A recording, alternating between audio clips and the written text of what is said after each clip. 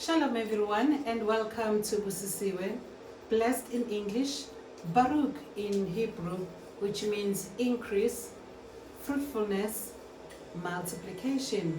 My name is Abigail. Today we're starting a new series called The Covenant. It's very important to remember that there is only one covenant. The covenant of Abraham, Yitzhak or Isaac, and Yisrael or Israel. Only one covenant exists. And in this one covenant, the nations of the world were invited to be part of this one covenant. So if people reject to be part of this covenant, then they are not part of this. There is only one covenant. Then there are Gentiles, then there are foreigners, then there are outsiders, goyim, nations. This one covenant that we've all been invited to, either by descent or by adoption or being engrafted, is the same covenant that has not changed. This one covenant was then renewed, renewing the very existing covenant. So in the following teachings, we're going to be looking at this covenant which was renewed, which I guess the whole terminology of renewing or covenant renewed, people tend to think that the original covenant was done away with, and then there is now a new covenant that replaces the old covenant. This is why we're having this teaching to address and correct these misconceptions.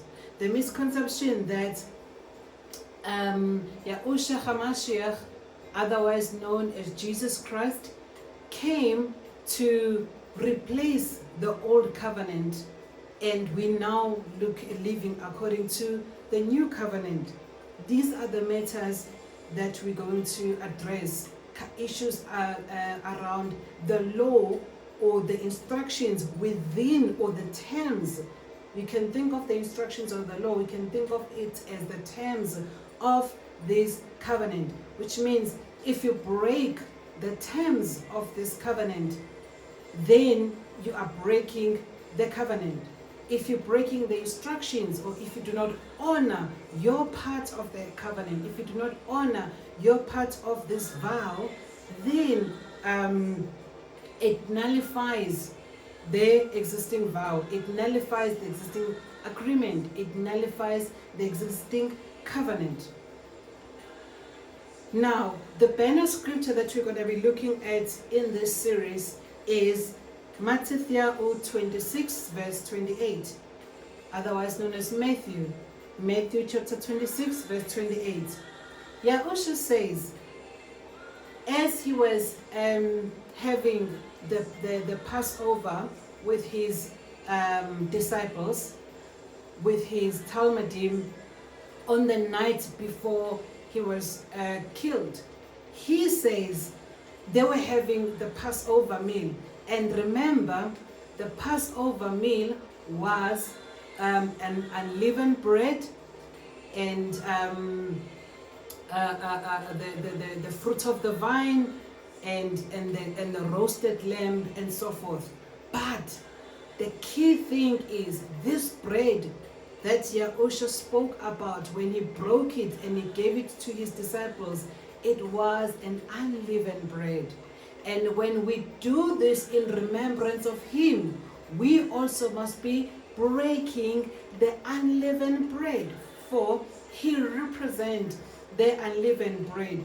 Isinkwa esingenamvubelo, and leaven represent externalities, which is impurities, which could be seen in their times and still in our times as the traditions of men.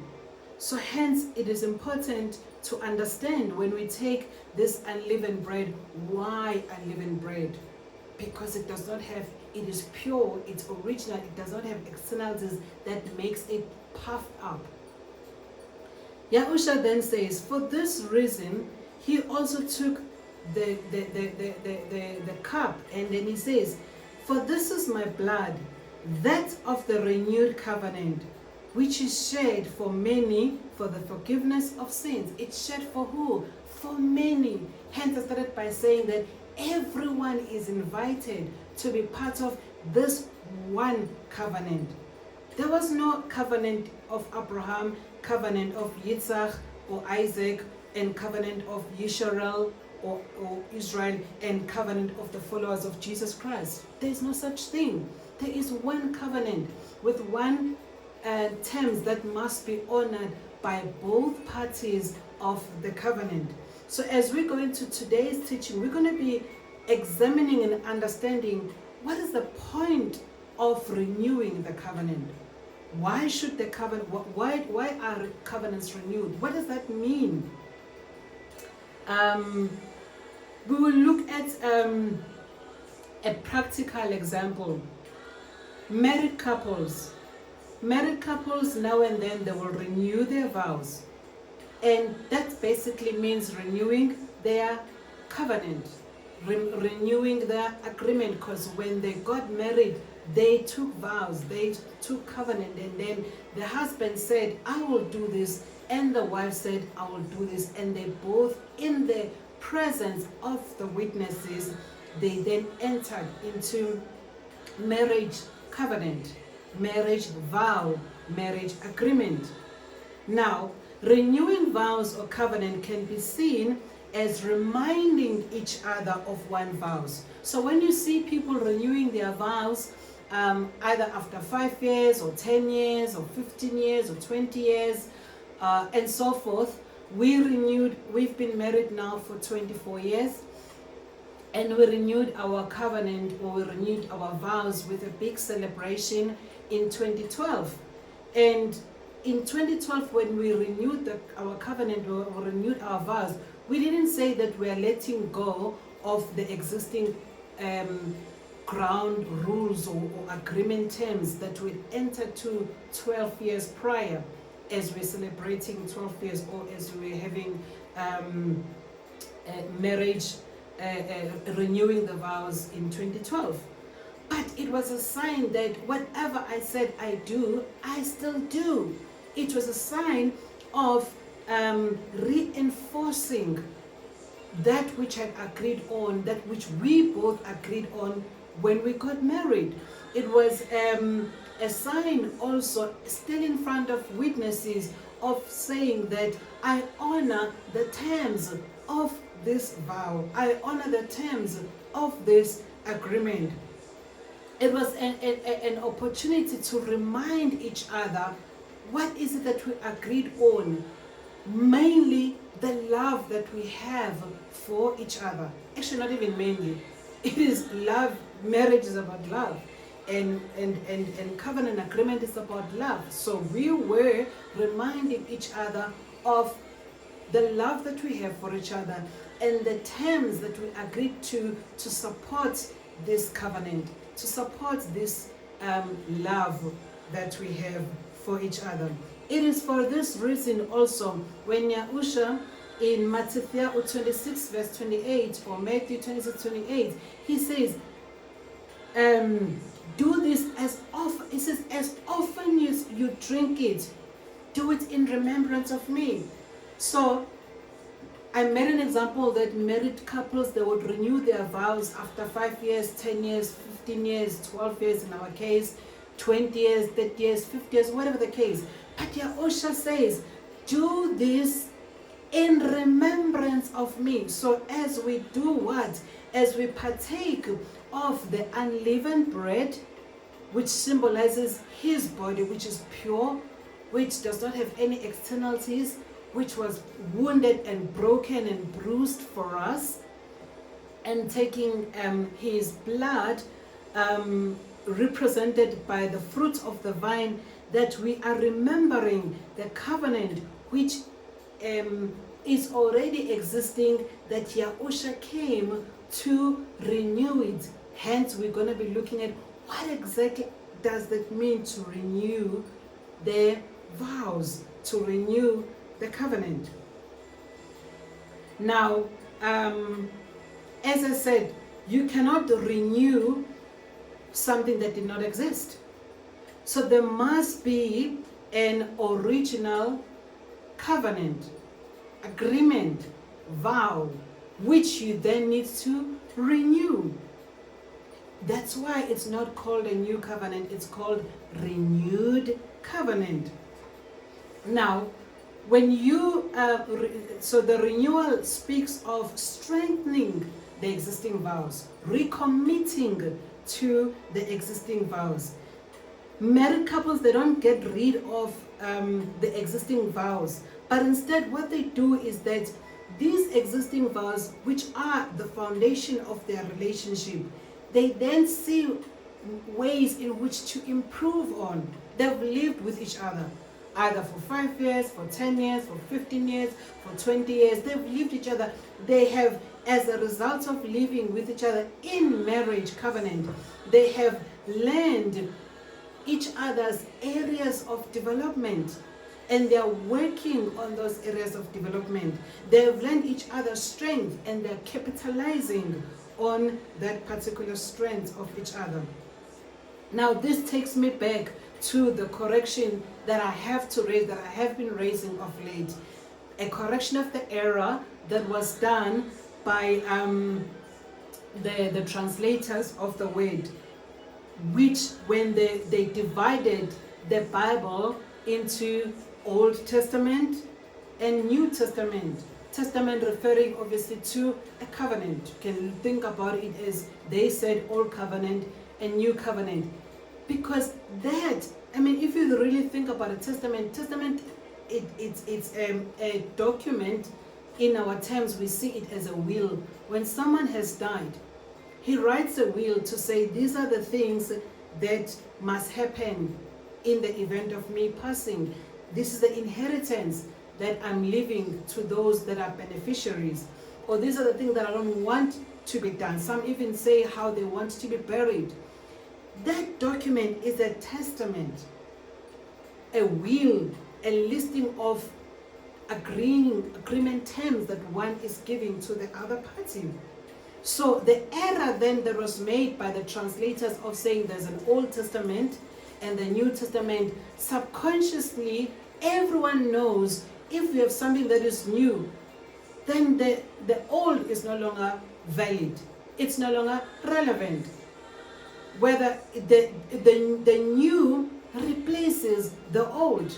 And it's for this reason that there's so much confusion, that you hear people now saying that they are only focusing on the New Testament, even saying that the reason why they're focusing only on the New Testament is that Jesus Christ became their freedom, that they no longer live according to the laws from the Old Testament.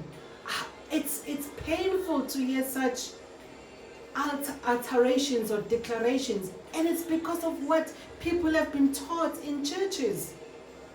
That's what they believe. They're innocently and honestly believing that Jesus Christ gave them the freedom, as if Yahuah's laws, as if Yahuah's instruction were a burden. Yahuah's instructions were not a burden that you need freedom from. Yahuah's commandments are not a burden that you need freedom from. This is what needs to be corrected. They go on to say that that Jesus came to redeem them from all these things. What do you mean these things? These Old Testament things. As if like this old, irrelevant, outdated, out of fashion things. We now move with the latest version, the latest model, the New Testament. It has to be corrected because it has a risk of one hearing the words, "Depart from me, I never knew you." So you need to correct this and work according to the alignment of Yahuah's word, complete word, within his renewed covenant. that you are found in the reign of Yahuah. They say that the Holy Spirit, the only thing that they need is the Holy Spirit who guide them and counsel them, providing them direction on how they're supposed to live as the children of God. That's what they believe, and that's not true. Yahuah is not divided. He cannot say something yesterday or to the previous generation and then totally says, oops, it's no longer applicable to you. I made a mistake, or I put you guys in bondage. Yahushua has now come to liberate you, to give you freedom. He is not like that. There is no shadow of turning with him. He is a just judge. How would the other generation that lived before us, if they were judged by not obeying the law, if they were judged for not obeying the instructions, judged in that they died or they had sicknesses or whatever judgment that they had while they were still here on earth? And then the same laws, then the same Yahuah says, oh no, those guys were rebels, you guys are cool, so the laws were only applicable to them, they're no longer applicable to you. The instructions and my word and my commandment that I had given them, I withdraw, I retract. They're no longer applicable to you. He's not like that. He cannot confuse himself. He is just. Whatever he said to Adam and up to our generation, he hasn't regressed. He hasn't reversed. If anything, he has made it through Yahushua HaMashiach easier for us to obey these commandments. He had made it easier for us to honor the terms of our covenant. Either way, they still must be honored, these terms. Either way, his word must still be obeyed. Either way, his laws, instructions must still be obeyed. Yahushua came to help us because we could not do it on our own. That's what Yahushua came to do.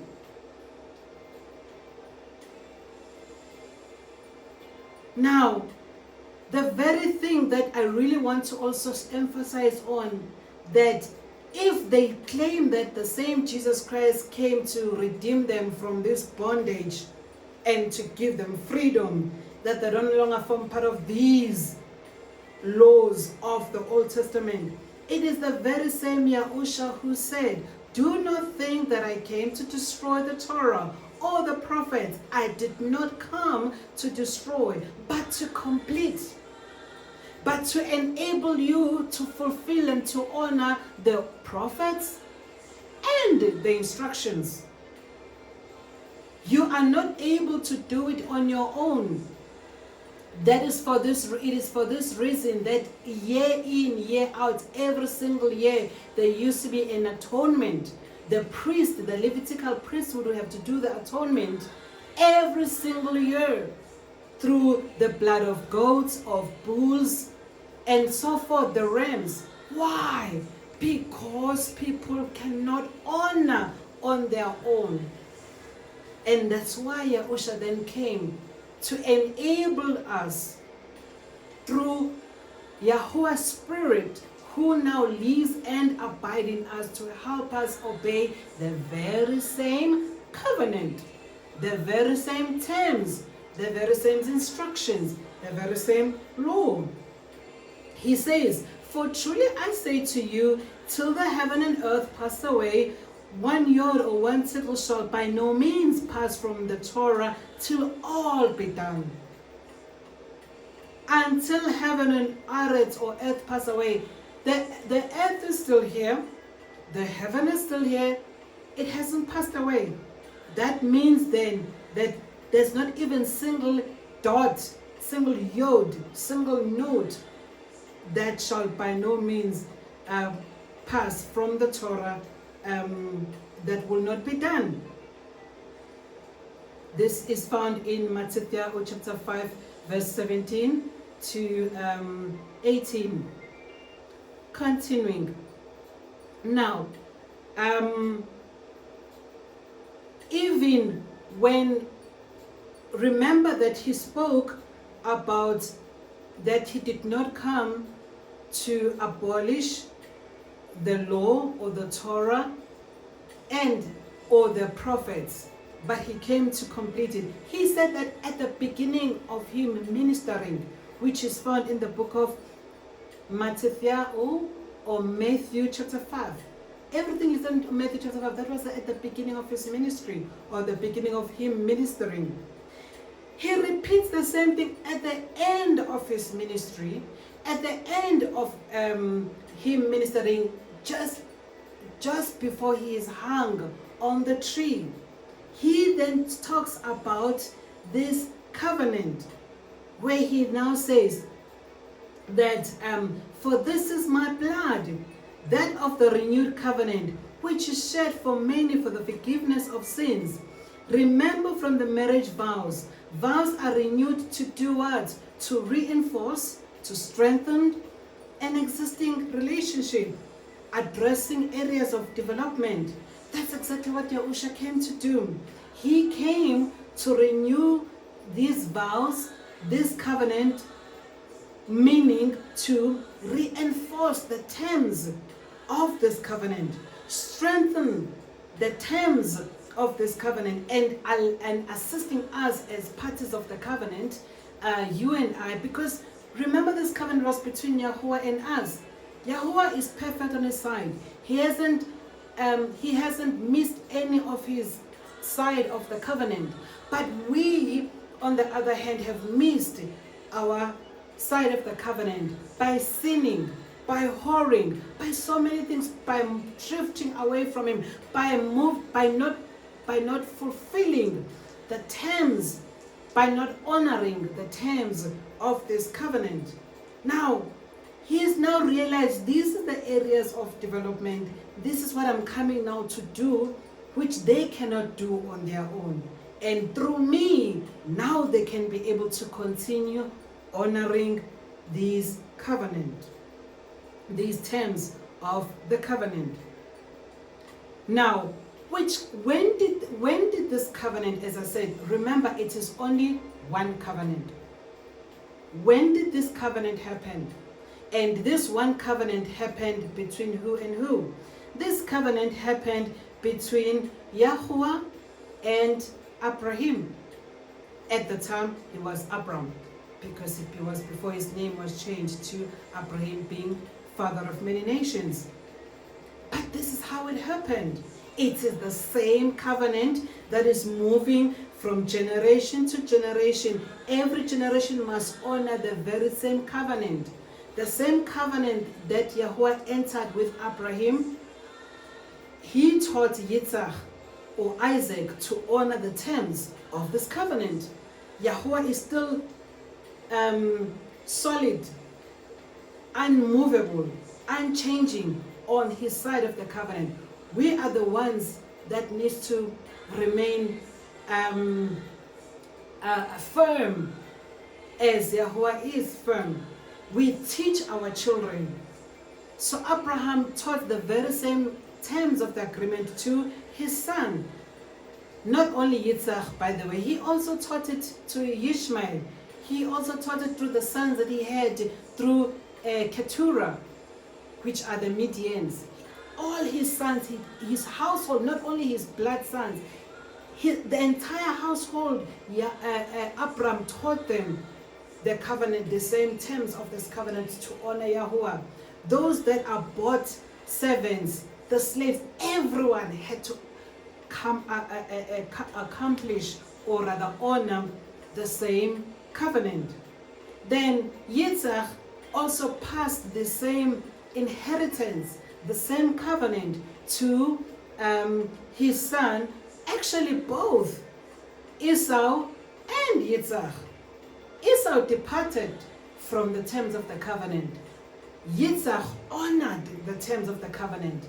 And from Yitzhak, that's when we then see the whole lineage that came through which Yahushua HaMashiach also came through. The lineage where Daud, otherwise known as David, came from that very same lineage of obedience. So these are the terms that of this agreement, this vow, this covenant.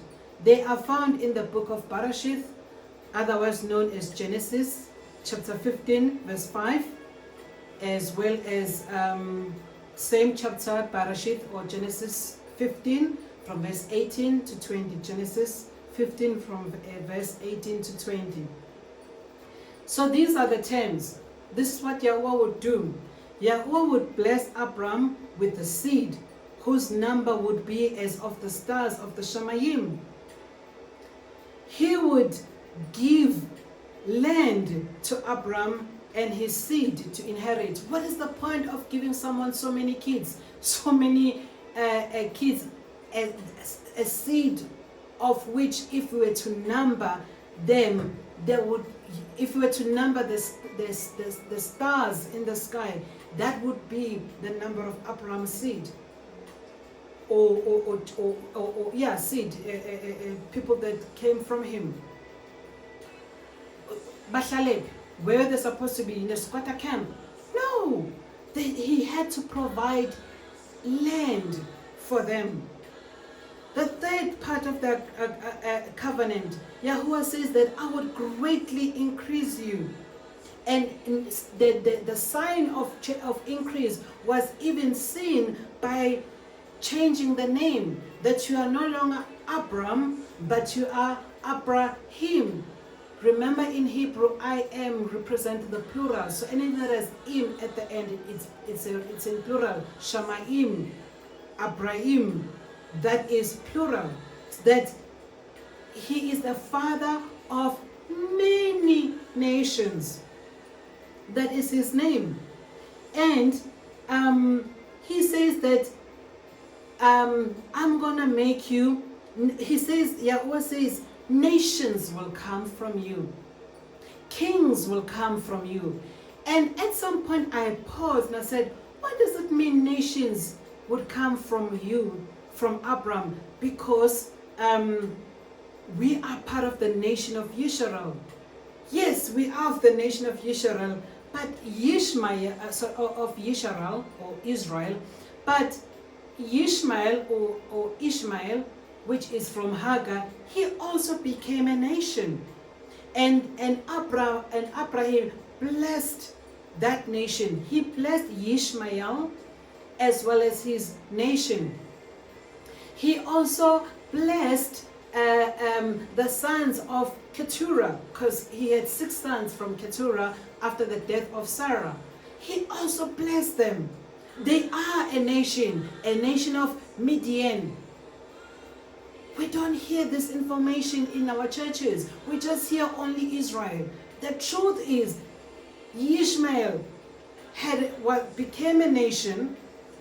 The sons of Keturah also became a nation, the Midian. Esau also became a nation. The Edomites are the nation that came from Esau. Just as much as Yisrael or Israel, that we are a lineage of, that we come from either by descent, by birth, or by adoption, or being engrafted. Same status. This is the nations that he was referring to. This is the kings that he was referring to. Now, in the same chapter of Genesis, in the same book of Barashith, or the same book of Genesis, chapter 17 now, turn with me please to chapter 17, from verse 2, Genesis chapter 17 verse 2, as well as verse 6, we see that Yahuah sealed his side of the covenant by physically shedding blood through the cutting of the animals. These were 3-year-old heifer, goats, ram. The only thing that he did not cut were the birds, like the pigeon and so forth. But the animals, the goats, the ram, the heifer, he cut them and he shed blood. And this is how the Yahuah entered into covenant, through the shedding of blood. And we see this mainly from East cultures, as well as African cultures, that they understand the power of the blood covenant. A blood covenant, that's where you seal the arrangement, the agreement that one has. It is also seen in the sense of marriage, that on the first night there will be blood when the agreement is consummated. There will be blood. This is how you enter into a covenant. Now, what was the side of Abraham? What was Abraham's part? Abraham's part is stated in Barashith or Genesis chapter 17, verse 9. Chapter 17, verse 9. Allah said to Abraham, "As for you, guard my covenant, you and your seed after you throughout their generation. As for you and your seed throughout their generation." There is no stop to it. While the earth remaineth, while there is still heaven and earth, this covenant must be honored, respected. He says, verse 10, "This is my covenant which you are to guard between me and you, and your seed after you. Every male child among you is to be circumcised." Yahuah said so. He said, "Abram, your part, Baba, is you circumcise every male child." He said it in Genesis chapter 17, verse 9, verse 10. Verse 11 says, "You shall circumcise the flesh of your foreskin. It shall become a sign of the covenant between me and you. And the son of 8 days is circumcised by you. Every male child is in your generation. He who is born in your house or bought with silver from any foreigner who is not of your seed." So even the people that are coming to your household, now this is not referring to not only the descent or the bloodline had to honor the terms of the covenant, but the people that you have adopted to be part of your household, whether as servants, whether as slaves, whether as even adopted children who have the same rights as children, they have to honor the very same covenant. There is no different covenant.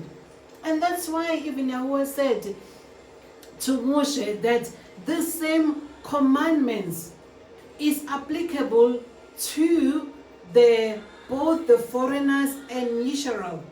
There is no separate commandment. It's the same commandment that must be honored by everyone. That's why he then talks about that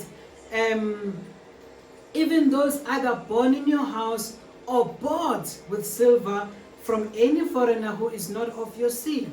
He who is born in your house and he who is bought with silver has to be circumcised. Everyone in your household must be circumcised. "So shall my covenant be in your flesh for an everlasting covenant. An uncircumcised male child who is not circumcised in the flesh of his foreskin, his life shall be cut off from his people. He has broken my covenant." Yahuah says, anyone who does not circumcise his male child, that person has broken the covenant. If you do not circumcise the flesh of the foreskin, you must be cut off from the people. I don't know why people try to come with different justification and said Shaul, otherwise known Paul, said this, or Yahushua said this. Yahuah is not confused. He cannot say something to one people and said that it's for all generations, and then to the next, and then he changes. Now, note that the sealing of the covenant by both parties was through the shedding of blood, through cutting. Yahuah cut in half the heifer, the goat, the ram, and the blood was shed. And he's saying, this is a sign, Abraham, that you must do, or Abram, because that was before he had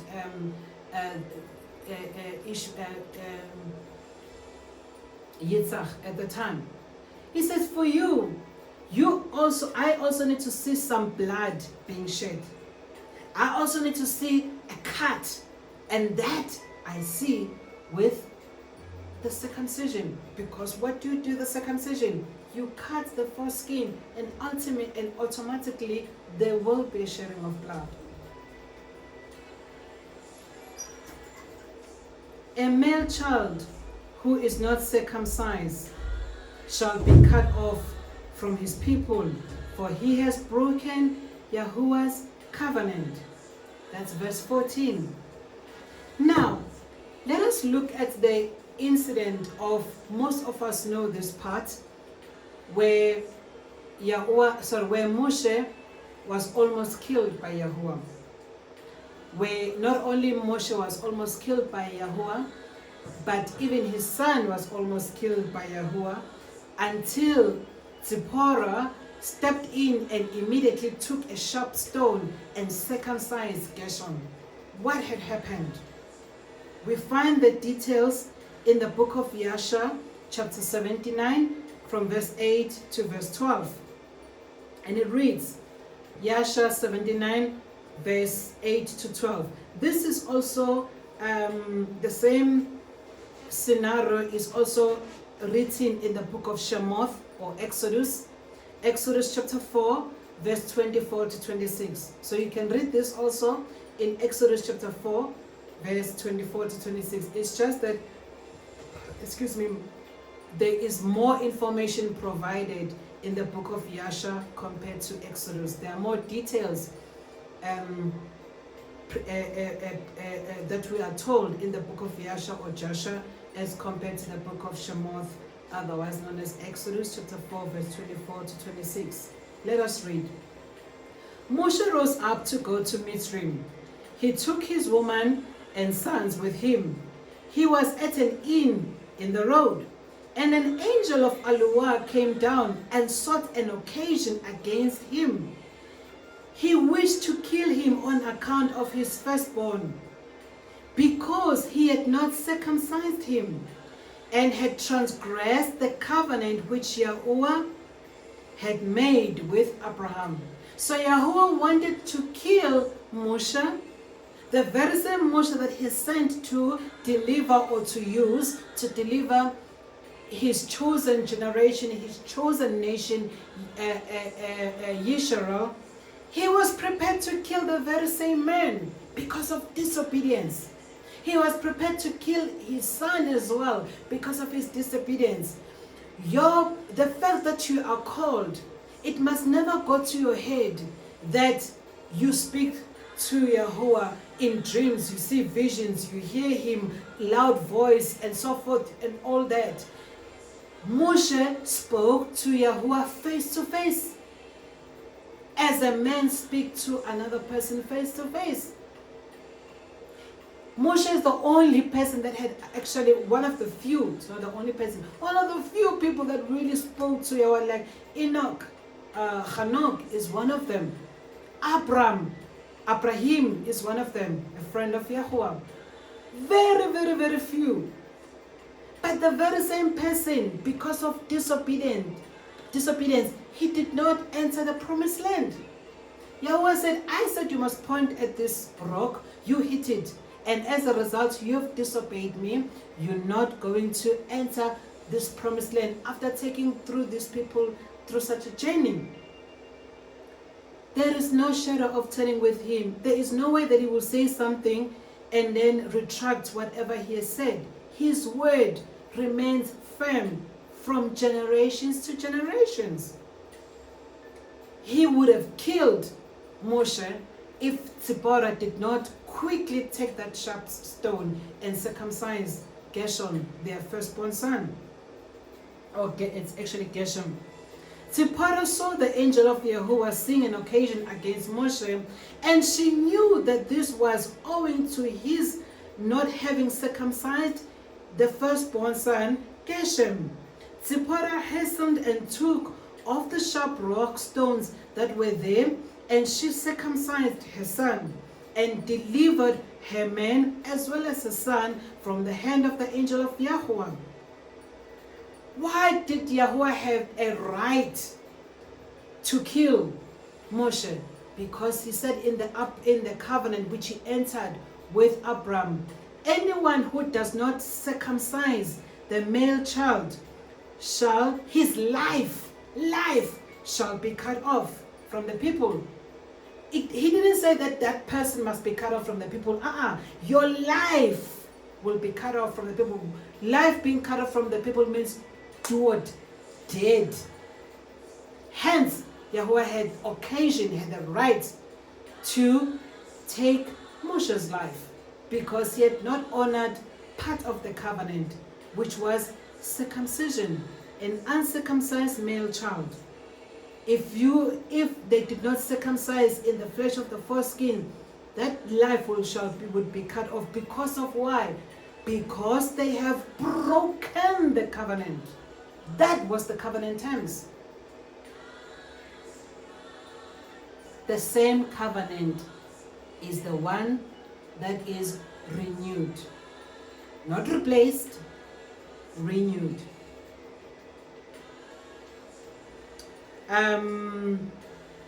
It says that the circumcision of the... So some people then talk about that the circumcision of the heart replaces the physical circumcision. And that's when then they quote Shaul from the book of Romans, chapter 2, verse 28 to 29. They also quote Shaul from the book of Colossians, chapter 2, verse 11. The error with quoting and say that Shaul said in Romans 2, verse 28 to 29, and Colossians chapter 2, verse 11, that Yahuah wants the circumcision of the heart, no longer the physical circumcision. How they're justifying that is that they're actually missing the context, misunderstanding the context around the circumcision of the heart. If we look at the book of Deuteronomy, it's actually Debarim in Hebrew, the book of Deuteronomy chapter 10, verse 16, as well as the book of Jeremiah chapter 4, verse 4, it speaks about the circumcision of the heart. So the issue of the circumcision of the heart didn't come with Shaul in the book of Romans or in the book of Colossians. Way before Shaul, Moshe himself, because Moshe wrote the book of Debarim, or otherwise known as Deuteronomy. Moshe, who wrote the book of Deuteronomy, spoke of the circumcision of the heart. Chapter 10, Deuteronomy chapter 10, verse 16 says, "And you shall circumcise the foreskin of your hearts, you men of Yahudah and the inhabitants of Jerusalem." He says, you shall circumcise the foreskin of your hearts and stop hardening your necks, making your neck stiff neck. The prophets, YirmeYahu or Jeremiah is a prophet. He also spoke of the circumcision of the heart. And that is why Yahushua says, I did not come to abolish what Moshe said, which he received from Yahuah, being the instructions, the Torah, or what the prophet said, which they also said from what Yahuah instructed them to say. Now we see two people here, a prophet, YirmeYahu, and someone who came or whom we know the instructions of Yahuah through the Torah. Both these people are telling us that we need to have our hearts circumcised. YirmeYahu 4 or Jeremiah 4 chapter 4 says, circumcise yourself to Yahuah and take away the foreskins of the evil hearts, of the hearts, you men of Yahudah and the inhabitants of Jerusalem, lest my wrath come forth like fire and burn, with none to quench it, because of the evil of your actions. Yahuah wouldn't contradict himself. He wouldn't. He said circumcision was an everlasting covenant to be kept throughout generations. We are here seeing even the circumcision of the heart being spoken of in the renewed covenant as well. Post the resurrection of the Yahushua HaMashiach through the times of Shaul up until now, and even before it spoke about the circumcision of the heart. Lest my wrath come forth like fire and burn, with none to quench it, because of the evil of your actions. This was to be kept throughout the generations. Now, the question here is, why did he want to kill Moshe as an uncircumcised? Again, I've explained this, that there is no way that Yahuah would want to even go to the extent of killing Moshe and then just says, I was joking, or that's no longer applicable to you, being bad. There's no such thing. It's an everlasting covenant. Remember what I said about the covenant. This is where the renewed covenant comes about, to reinforce, to strengthen, to address the areas of development that we spoke about earlier. The words of the covenant that were written on stones are now written. So if you also think about it, the covenant in simplicity, think about the 10 Commandments. We all know that they were written on the templates of stones. Obviously, later through the years, they were then written in paper, the scrolls, the books, and so forth.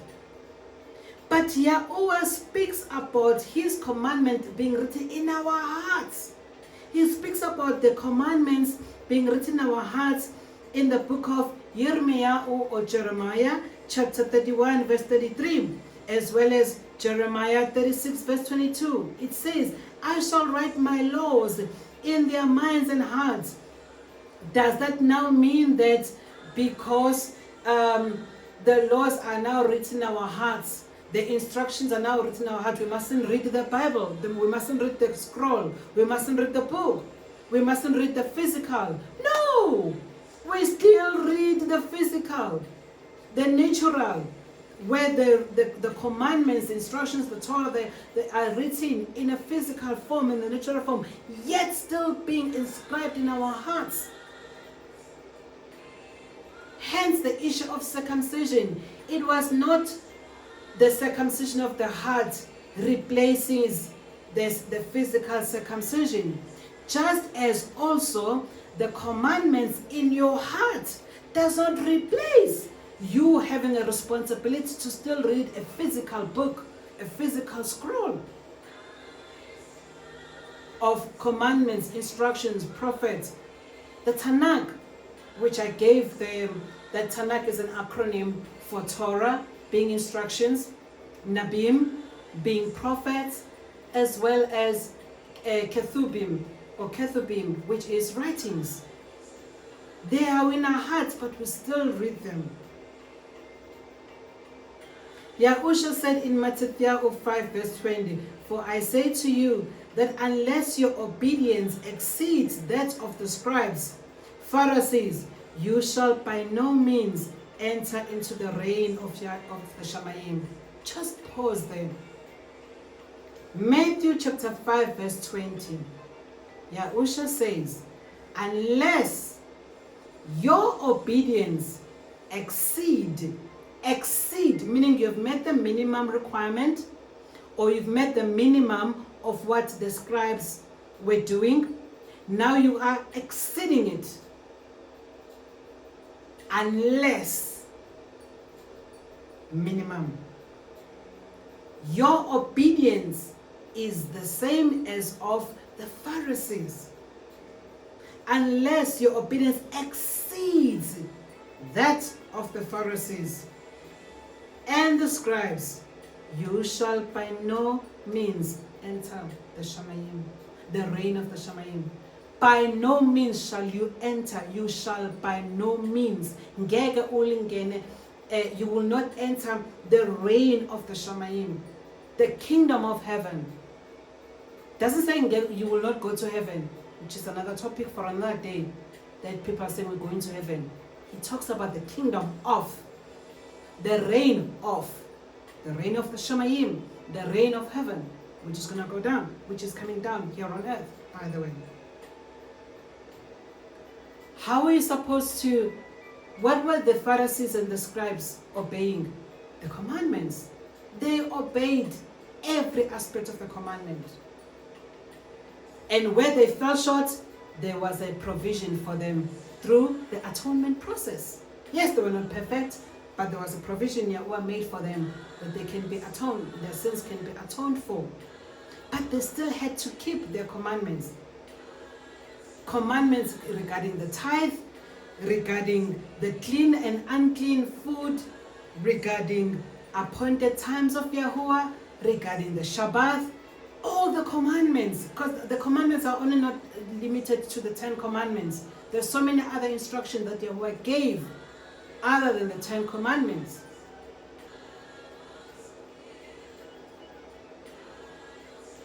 You heard that it was said to those of old, you shall not murder, and whoever murder shall be liable to judgment.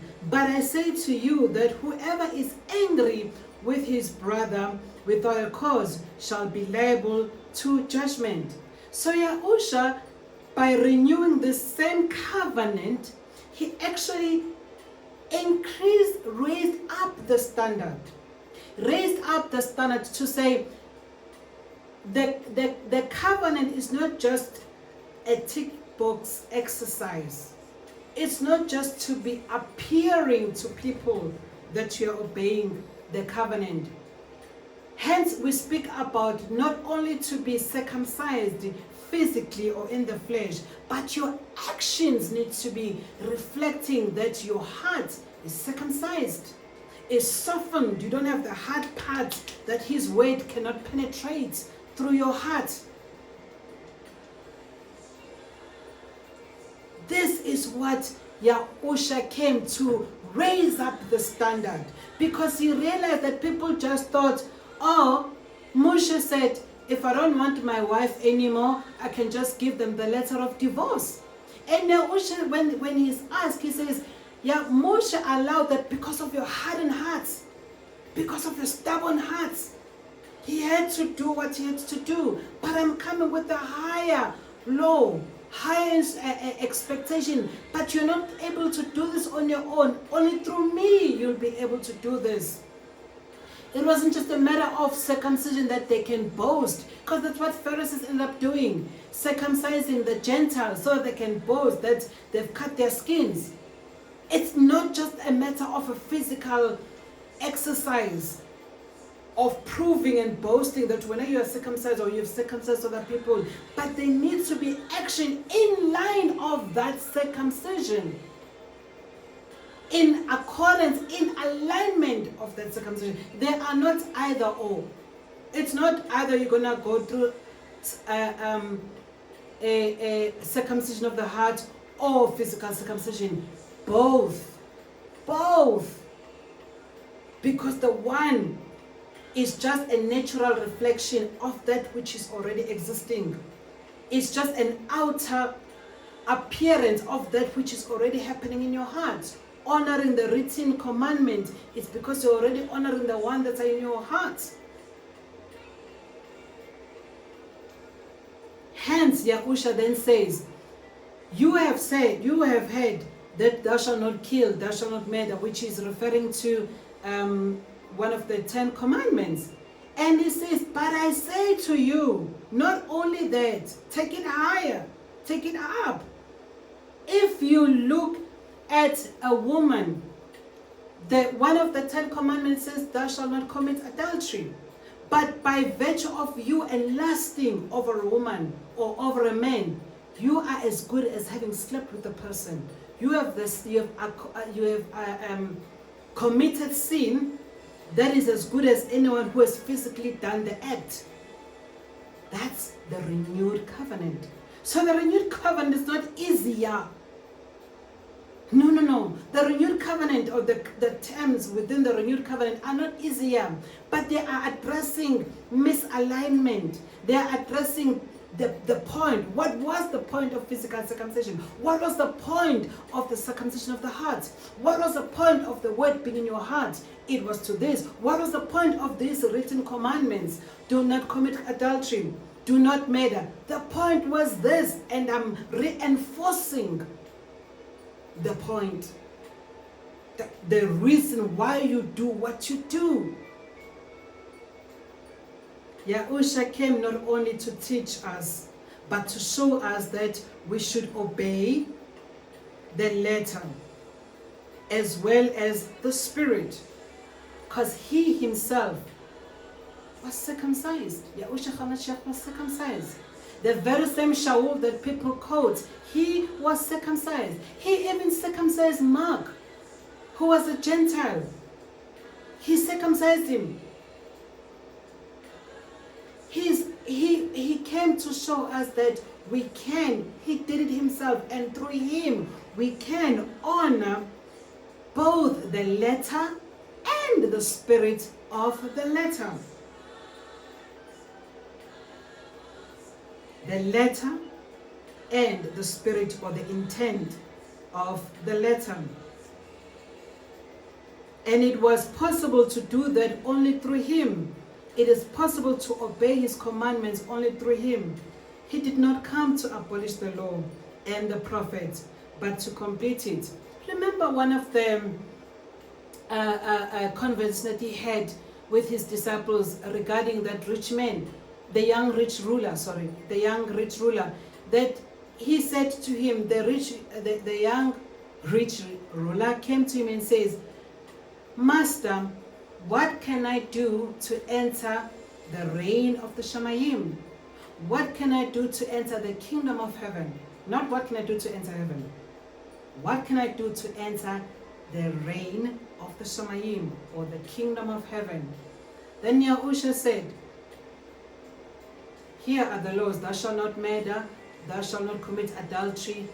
Basically, Yahushua referred him to the 10 commandments. And the rich young ruler said, I have kept them all my life. So the rich young ruler says that I have been obedient to all these 10 commandments all my life. And Yahushua could not argue with that, because he was right.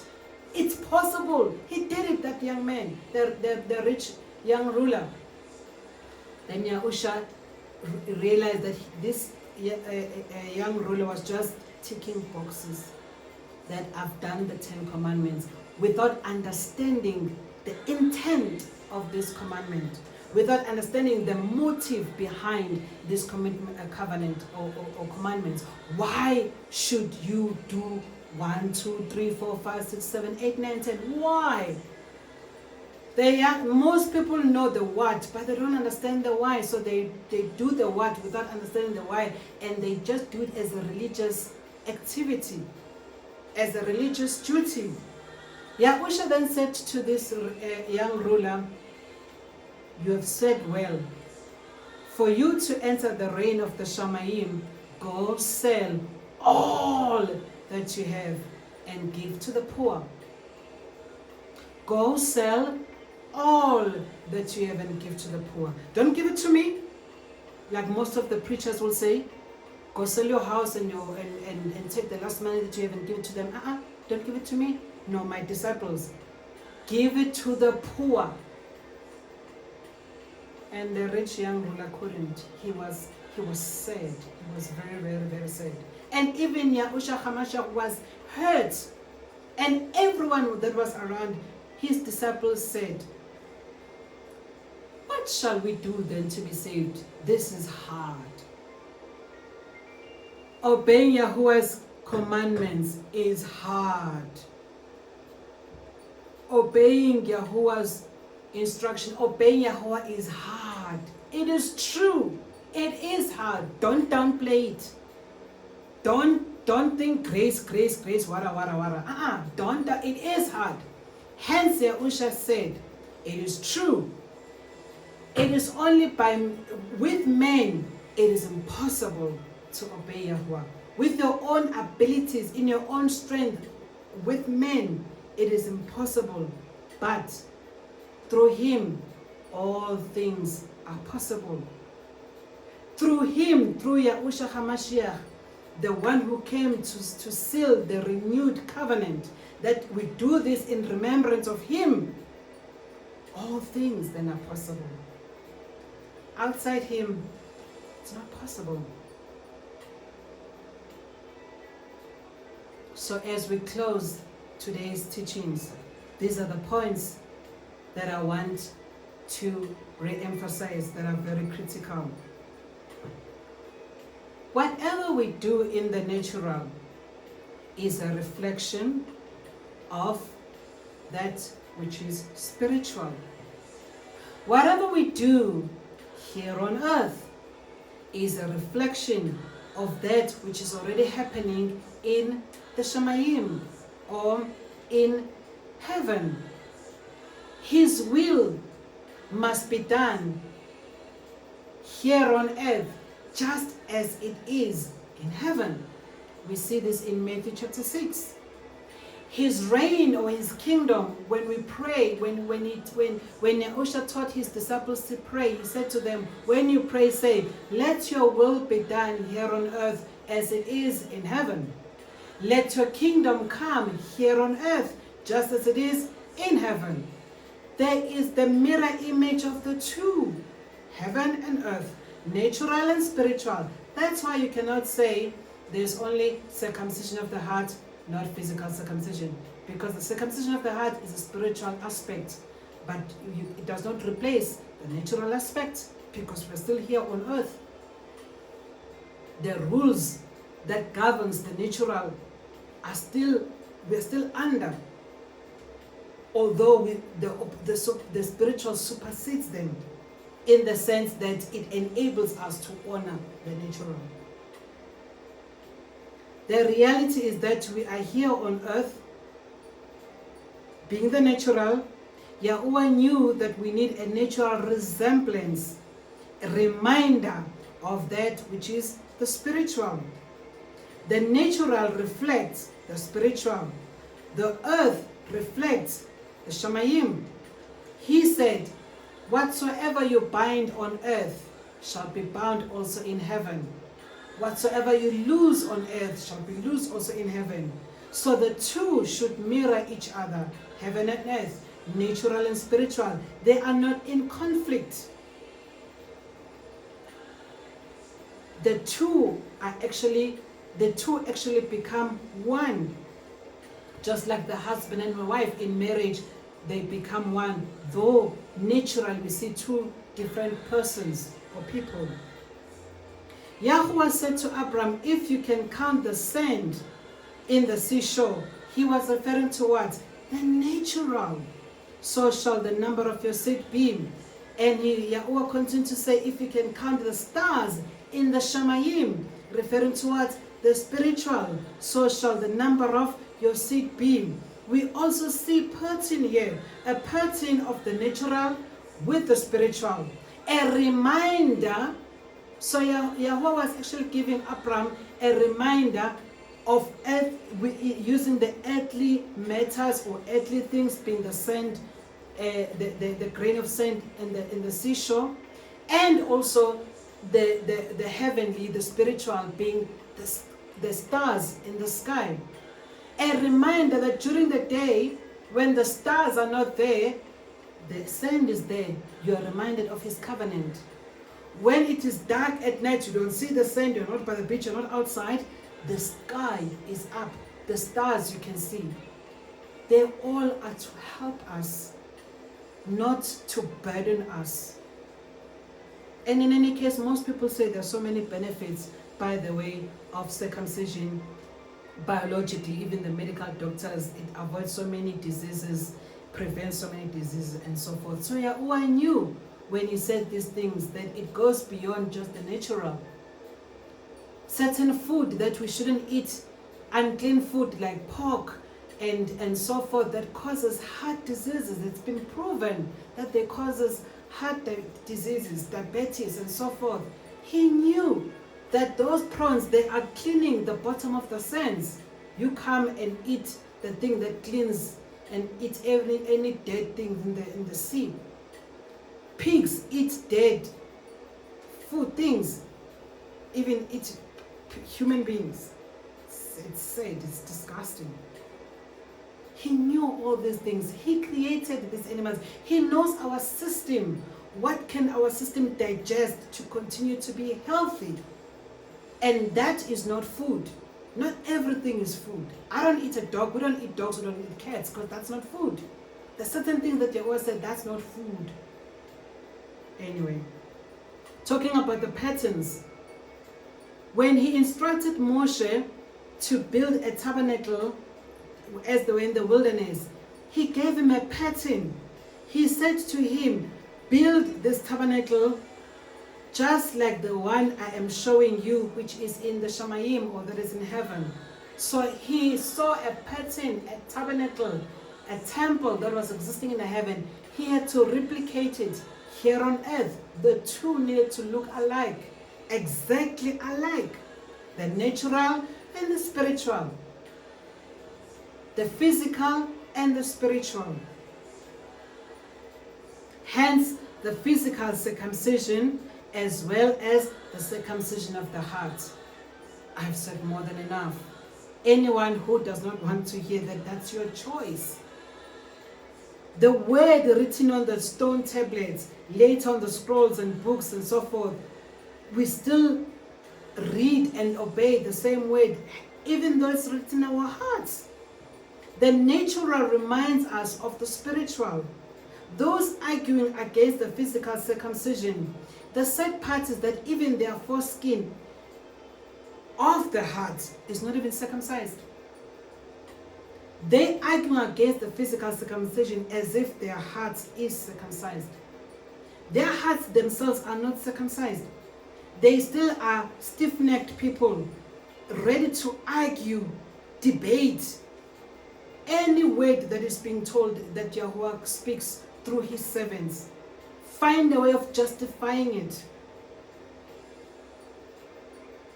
They do not have the willing heart to receive the word that is able to correct them.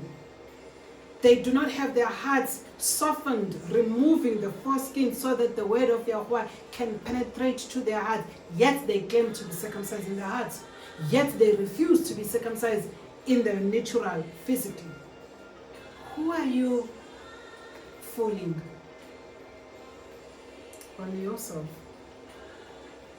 The appointed times of Yahuah, including the Shabbat, reminds us of the spiritual.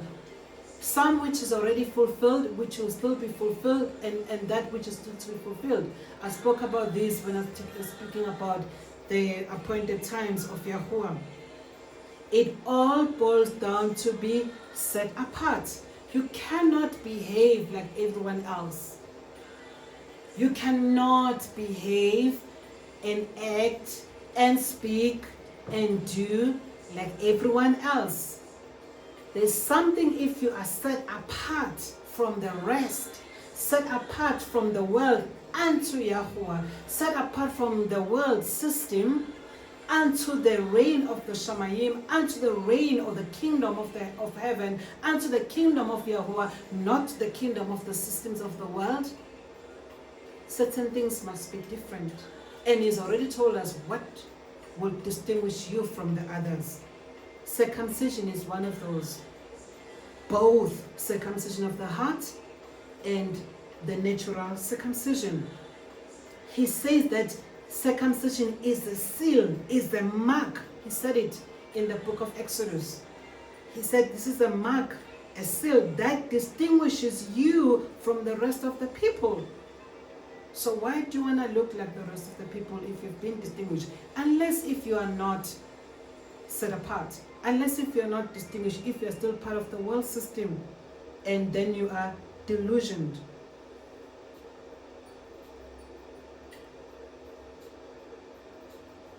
The Shabbat is another seal, another mark. There's so many scriptures that talks about the Shabbat being the mark, distinguishing us from the rest.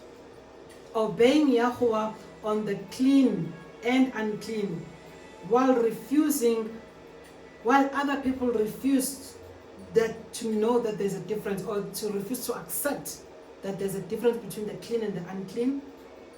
Hence, some obviously eating everything and say that Yahushua has delivered us.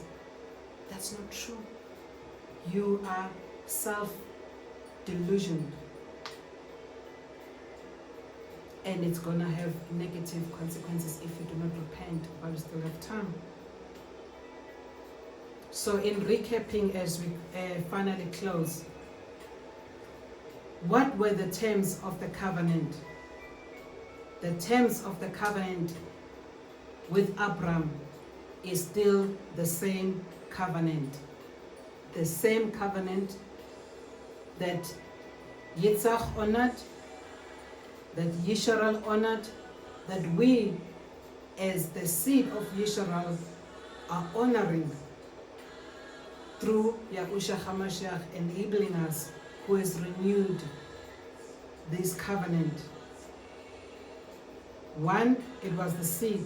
He said, Yahuah said to Abram, I'm going to give you a seed whose number would be as the stars in the shamaim. It was the land. Yahuah was going to give Abram land for his seed to inherit. It was a covenant of nations and kings that would come from Abram, which I've also explained. 4, it was a promise, a covenant of increase. Busisiwe. Every time when we start the topic of the presentation, we go to the definitions. Busisiwe means, Busisiwe is in isiZulu. That's isiZulu, Busisiwe. In English, it's blessed. In Hebrew, it's Baruch, which means increase, fruitfulness, and multiplication. That is our portion. That is the covenant. If we honor our part of the covenant, we will partake, because Yahuah always honors his side of the covenant, which is, he said, I will greatly increase you, and you shall bear fruits exceedingly. Not just to bear fruits, but bear fruits exceedingly. Yahuah sealed this covenant by blood after cutting the animals, and he told and he expected Abram also to shed blood through the cutting that was of circumcising males in their household. That covenant has not changed. When Yahushua also came, he was bruised for our iniquities. The chastisement was upon him for our peace. By his stripes we were healed. He was wounded for our transgressions. He was cut as part of this renewed covenant. When they pierced him on the side, when he was wounded, cuts and blood, that is the covenant that he renewed, reinforced, strengthened, reminded us of, enabled us to do and to accomplish. That covenant, that it was not sufficient that every single year the goats and the bulls and and the animals had to be killed for the atonement of the sins, that he became an atonement for us once and for all. Hence then there is no killing of the animals as part of the atonement, because he was killed, he was for us, he became the sacrificial lamb. That's the part that's no longer happening every year. He became the high priest, seated at the right hand of the Father, the priest after the order of Melchizedek. Malak Tzedek, by the way, which is called Melchizedek. We'll have a discussion another time. Malak Tzedek, which is king of righteousness, king of obedience, king of right standing, king of justice. After that order, this is where then we will end today's sessions.